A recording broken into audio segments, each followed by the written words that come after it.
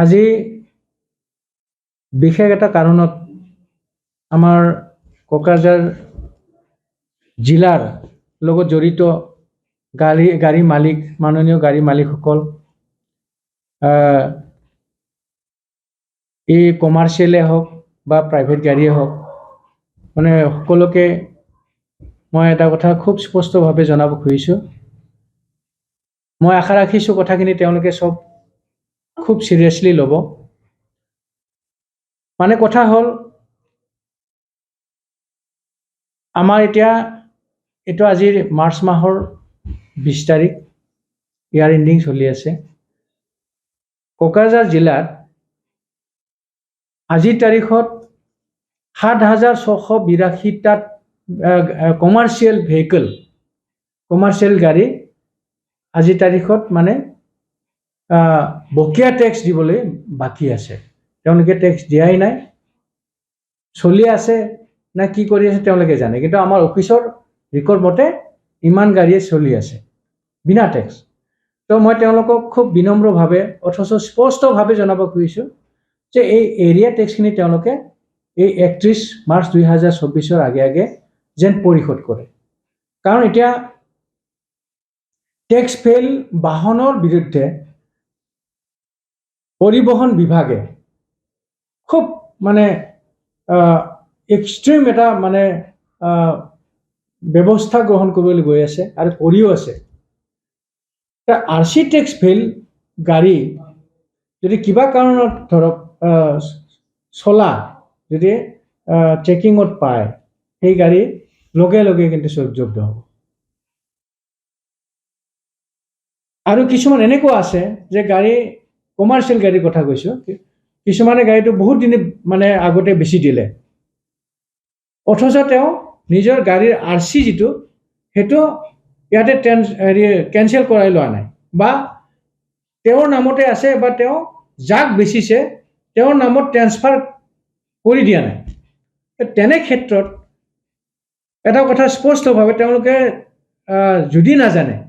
বেছিভাগে জানে আমি আশা ৰাখিছোঁ, কিন্তু যদি নাজানে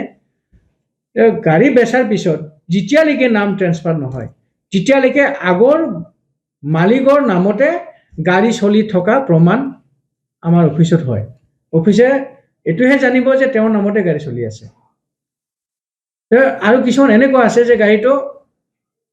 মানে বহুত পুৰণা হ'ল, মানে নচলে, এতিয়া অচল হৈ গ'ল, গাড়ীখন বেচি দিলে। বেচাৰ পিছত যিখিনি কৰণীয় কাম সেইটো তেওঁ অথচ মানে কমপ্লিট কৰা নাই।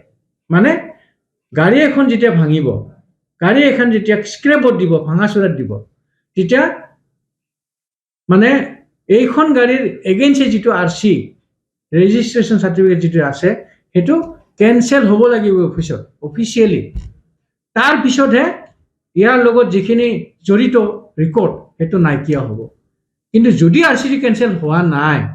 তেতিয়াহ'লে তেওঁৰ নামতে গাড়ী চলি থকা বুলি অফিচত প্ৰমাণ হয়। কাজে কি হ'ব, এই যিটো ধৰি লওক এজন ব্যক্তিয়ে 2010 চনতে গাড়ী বেচি দিলে, অথচ RC কেঞ্চেল হোৱা নাই, তো সেই ব্যক্তিজনে কিন্তু 2010ত বেচিলেও এই 2025 আজিলৈকে যিখিনি টেক্স দিব লাগে সেইটো সম্পূৰ্ণ তেওঁ দিবই লাগিব। এটাই উপায় আছিল যে সেই বেচাৰ লগে লগে তেওঁ নামটো ট্ৰেন্সফাৰ কৰি দিব লাগিছিল, বা স্ক্ৰেপত যিটো দিছে যদি ভাঙাচোৰাত দিছে তেতিয়াহ'লে অফিচত আহি পেলাই তেওঁ RCটো কেঞ্চেল কৰাই ল'ব লাগিছিল, আৰু চাৰ্টিফিকেট যিটো মানে RC কেঞ্চেল হ'লে লগে লগে অফিচৰ পৰা এটা চাৰ্টিফিকেট দি দিয়ে, সেইটো হাতত লৈ মানে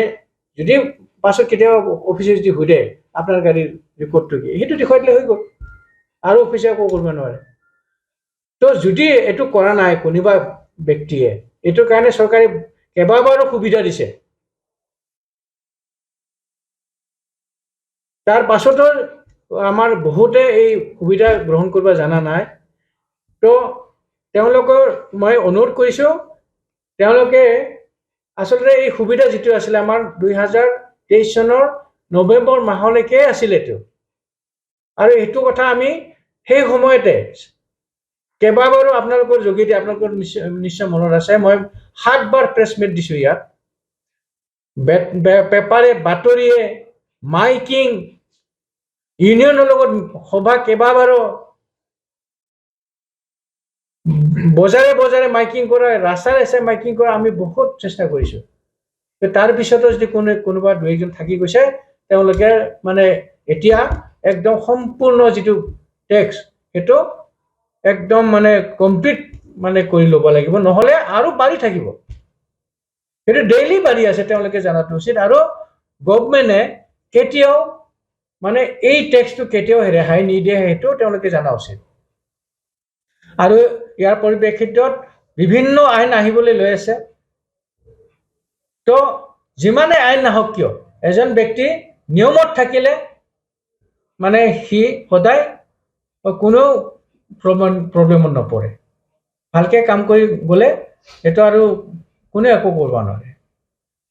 তো এতিয়া এটাই অনুৰোধ যিসকলৰ এনেকে বকিয়া টেক্স আছে সেই বকিয়া টেক্সখিনি এই 31 মাৰ্চ 2024 31 মাৰ্চৰ আগে মানে যেন পৰিশোধ কৰে এতিয়া আৰু এটা কথা আছে গাড়ীৰ কথাটো ক'লো এতিয়া প্ৰাইভেট গাড়ীৰ এটোলৈ আহো প্ৰাইভেট গাড়ী মানে যিবিলাকে ধৰক নিজাববীয়াকে গাড়ী চলে এইটো ভাড়া নাটানে যেনেকুৱা মাৰুতি সুজুকি স্কৰপিঅ ইনোভা এই এনেকৈ অৰ্গেনাৰ এনেকুৱা টাইপৰ গাড়ী যিবিলাক মানে নিজৰ কাৰণে কিন্তু তাতে কি হয় কিছুমান মানে দামী মানে এইটো কাৰণে কৈছোঁ যে 7 লাখ বা তাৰ ওপৰৰ 7 লাখৰ ওপৰৰ যিবিলাক গাড়ী এই গাড়ীৰ 7 লাখ দামৰ ওপৰৰ গাড়ীবিলাকে মানে 5 বছৰৰ টেক্স দি নিজৰ গাড়ী পঞ্জীয়ন কৰাই লোৱাৰ ব্যৱস্থা আছে তো কোনো মই এটা উদাহৰণ দিছোঁ ধৰি লওক মানুহ এজনে ইনোভা এখন গাড়ী কিনিছে ইনোভা এখন গাড়ী কিনাৰ পিছত তেওঁ 5 বছৰৰ টেক্স দিলে তো 5 বছৰ টেক্স দিয়াৰ পিছত বাকি টেক্সটো যদি কোনোবা যদি দিবলৈ পাহৰি গৈছে তেতিয়াহ'লে তেওঁ এই যিটো বকেয়া থাকিল সেইখিনি টেক্সটো এই কেইদিনৰ ভিতৰতে যাতে দিয়ে কাৰণ এতিয়া এইবিলাক গাড়ী চেকিং কৰি আছে সবতে অনলাইন মাৰিলে আহি যায় আপোনাৰ গাড়ী টেক্স কিমান দিনলৈকে আছিলে তো এনেকৈ যদি ধৰত পৰে যে আপোনাৰ ইনোভা গাড়ীখন মানে 2024 চনৰ ফেব্ৰুৱাৰী মাহতে মানে টেক্সটো ফেইল হয় তো আপুনি চলে আছে আপুনি পাহৰি গৈছে বা দিয়া নহ'ল যদি এনেকৈ ধৰত পৰে কিন্তু এই গাড়ী য'ত চেকিঙত ধৰাৰ পিছত তাতে কিন্তু গাড়ীটো জব্দ কৰি থোৱা হ'ব মই গুৱাহাটীত গৈছোঁ ধৰি লওক ইনোভা এখনলৈ মই মোৰ টেক্সটো দিব লাগিছিলে ফেব্ৰুৱাৰী মানত বাকী টেক্সটো মই পাহৰি গ'লো বা কিবা কাৰণত দিয়া নহ'ল মই গুৱাহাটী গ'লো মই কোনোবা এটা ডিষ্ট্ৰিক্টত চেক কৰি পালে যে নাই আপোনাৰ টেক্সটো দিয়া নাই বাকী আছে তেতিয়াহ'লে সেইখন গাড়ী য'ত ধৰে যদি নলবাৰীত ধৰত পৰিছে মই গাড়ীত নলবাৰীতে জব্দ কৰি থৈ দিব গতিকে এই যে ঘৰৰ মানুহ লৈ যাব নিজৰো মান সন্মানৰ কথা এটা আছে নিজৰ গাড়ী লৈ গুচি গৈছে কাম এটাত এইটো টেক্স নিদিয়াৰ কাৰণে এই গাড়ীখন জব্দ হৈ গ'ল সেই পৰিৱেশটো কেনেকৈ হ'ব পাৰে গতিকে খুব দুখ লগা হ'ব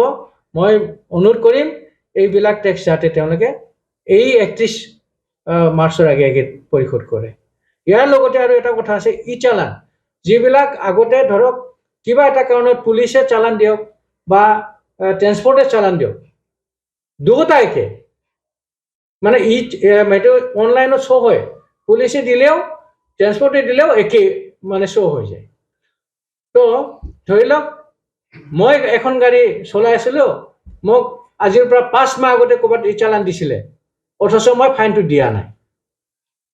তো তেনেকুৱা নিদিয়াকৈ মই চলাই আছোঁ সেইটো যে ধৰাত পৰে মোৰ গাড়ী তাতে লগে লগে কিন্তু জব্দ হ'ব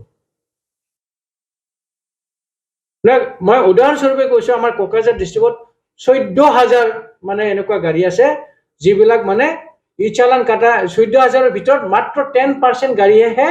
মানে এই ফাইনবিলাক পৰিশোধ কৰিছে বাকী 90% গাড়ীয়ে টেক্সটো ফাইনটো নিদিয়াকৈ মানে চলি আছে তেওঁলোকক মই অনুৰোধ কৰিছোঁ ই চালান যদি কাৰোবাৰ ফাইন নিদিয়াকৈ চলি আছে তেওঁলোকে খুব সুন্দৰভাৱে কথাখিনি মনত ৰাখক তেওঁলোকে যেন এই অসুবিধাৰ পৰা মানে হাত সাৰিবলৈ এই চালানৰ যিখিনি ফাইন আছে তেওঁলোকে খুব অনতিপলমে তেওঁলোকে যেন পৰিশোধ কৰে তেওঁলোকে অনলাইনত দিব পাৰে আৰু অনলাইনত যদি নহয় আমাৰ অফিচত আহক কেনেকৈ দিব লাগে আমি তেওঁলোকক পুৰা গাইড দিম সেইখিনিয়ে মই আশা ৰাখিছোঁ সকলো ৰাইজে যেন এইখিনি কথা খুব চিৰিয়াছলি লয় ধন্যবাদ